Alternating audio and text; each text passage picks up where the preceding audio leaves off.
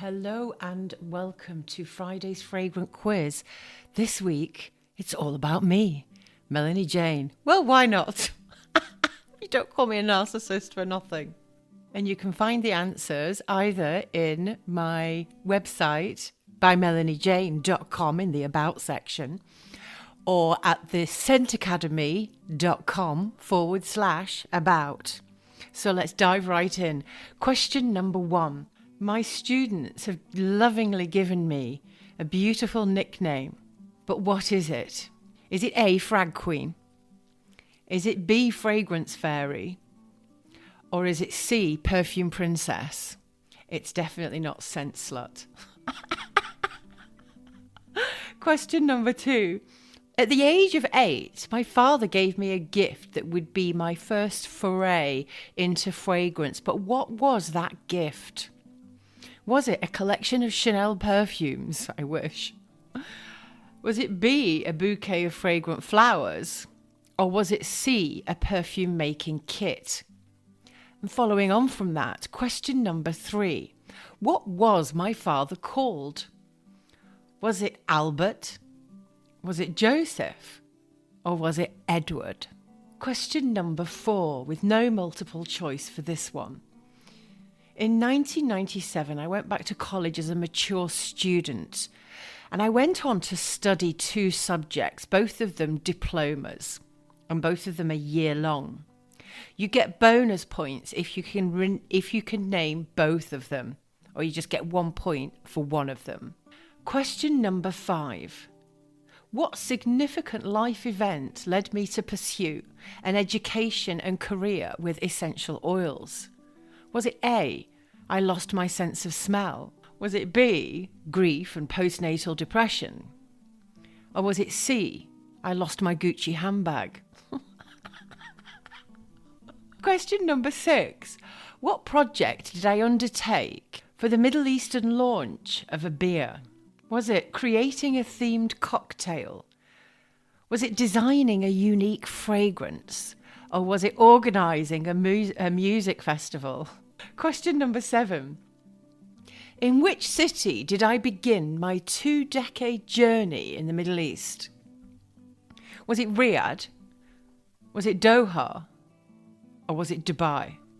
Question number 8. Which iconic Middle Eastern 7-star... That gives you a clue because there's only one of them in the world. Which iconic Middle Eastern 7-star hotel did I host perfume masterclasses where people would fly in from around the world to attend? Was it A, the Burj Khalifa? Was it B, the Burj Al Arab? Or was it C, the QE2? Question number 9. A chance meeting with which famous scent maverick inspired me to rebrand my business under my own name? Was it Coco Chanel? Was it Frederic Malle? Or was it Joe Malone? Question number 10. And there's a bonus after this as well. I like giving bonus questions. Which iconic car brand did I create perfume making activities for the launch of their new supercar? So I created perfume making activities for a car brand it was for the launch of their car. Was it Toyota? Was it Mercedes? Or was it Rolls-Royce? And finally, we have the bonus question. I'm known by my first 2 names. I have several, but my first 2 names is Melanie Jane. But do you know what my last name is? Is it A, Attenborough? Is it B, Nightingale? Or is it C, Valentine?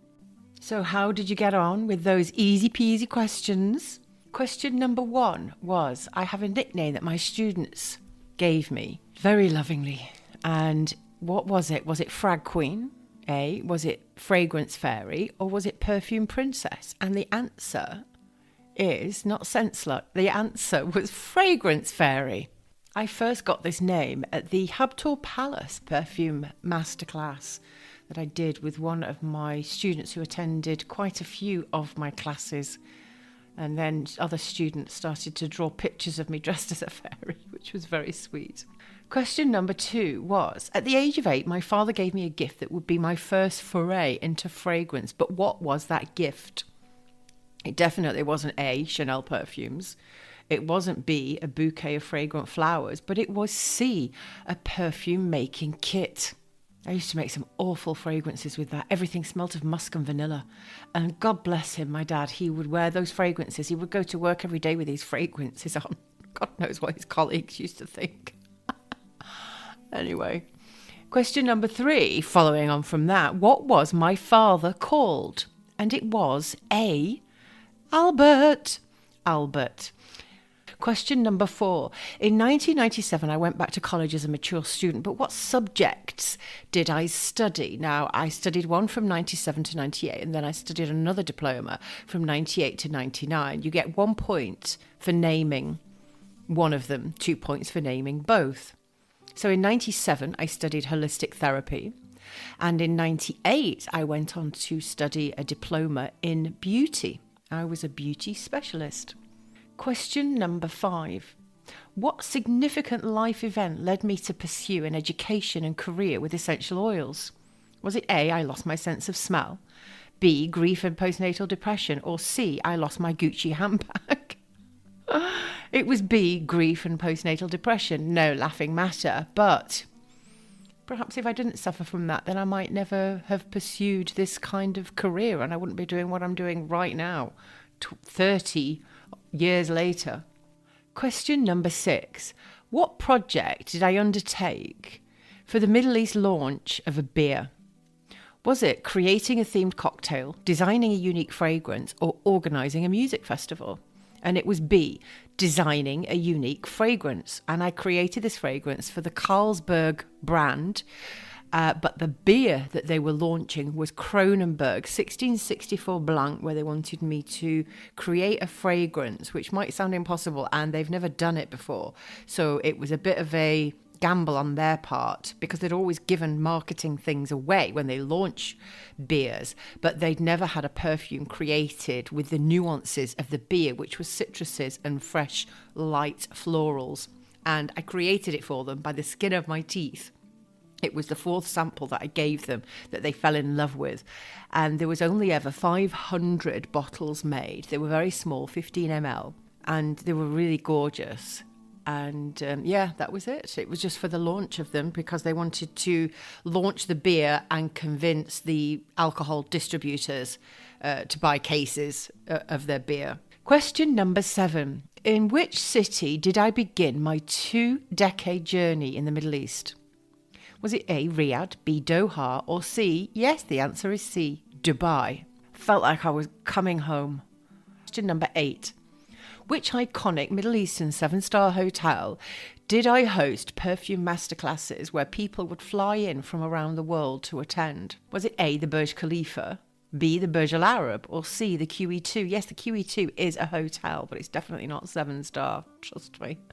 And it was B, the Burj Al Arab. I had people that would come from Middle Eastern countries, European countries, Bangkok. One guy from New York, he flew all the way from New York to Dubai to attend a class at the Burj Al Arab for the weekend, literally. And I'm like, oh my God, I can't believe that you've come all this way.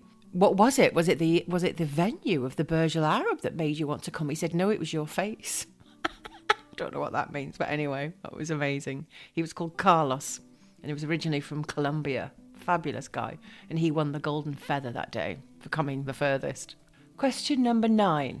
A chance meeting with which famous scent maverick inspired me to rebrand my business under my own name? Well, it definitely couldn't have been Coco Chanel, because she wasn't around then. Frederick Malle, was it B, Frederick Malle, or was it C, Jo Malone? And it was, in fact, Jo Malone. I met her at the Literary Festival in Dubai. She was there for a book signing and a book launch, and she also did a talk to the people in the audience. And it was just about what she said during that speech, which I can't really remember, but I remember that she inspired me to change the name of my brand from what it was, Nightingales at that time, to Melanie Jane. And it was my friend as well, who's also called Jane, that she said, oh, Melanie, you've got such a beautiful name. Why don't you just call it Melanie Jane? So there you go. It was a mixture of 2 people, but it was mostly Jo Malone to begin with. sparked the idea. Question number 10. Which iconic car brand did I create perfume making activities for the launch of their new supercar? And it was A, Toyota. It wasn't Mercedes, although I did get approached for Mercedes to do a similar project for the launch of their new Mercedes Maybach, and it wasn't Rolls-Royce. So it was Toyota, and they were launching the Supra, the 2020 Supra. They had an event that was full of over 100 press, influencers and VIPs for the launch of this car, and they had lots of activities, mostly to do with cars. They had a chocolate making stand, and then they had my perfume making activity whereby everybody that came to the event got to make a fragrance and take it home and have a scent memory of the event of the Toyota. It was a very clever thing for them to do because fragrance sparks memories, doesn't it?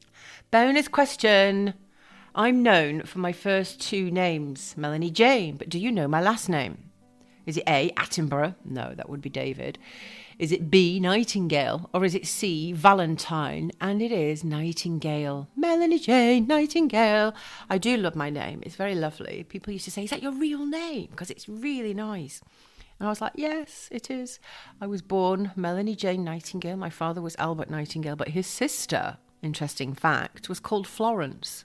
Yes, not the Florence Nightingale from, was it the Crimean War days when she was a nurse? But she was actually called Florence Nightingale, and then she got married and made the huge mistake of changing her last name to Broughton because that was the done thing, wasn't it, in those days? Probably 60 years, 70 years ago now. When she got married, yeah, Florence Broughton. Yeah, it doesn't really have the same ring, does it? Anyway, there you go. That was this week's Friday's Fragrant Quiz. I hope you enjoyed it.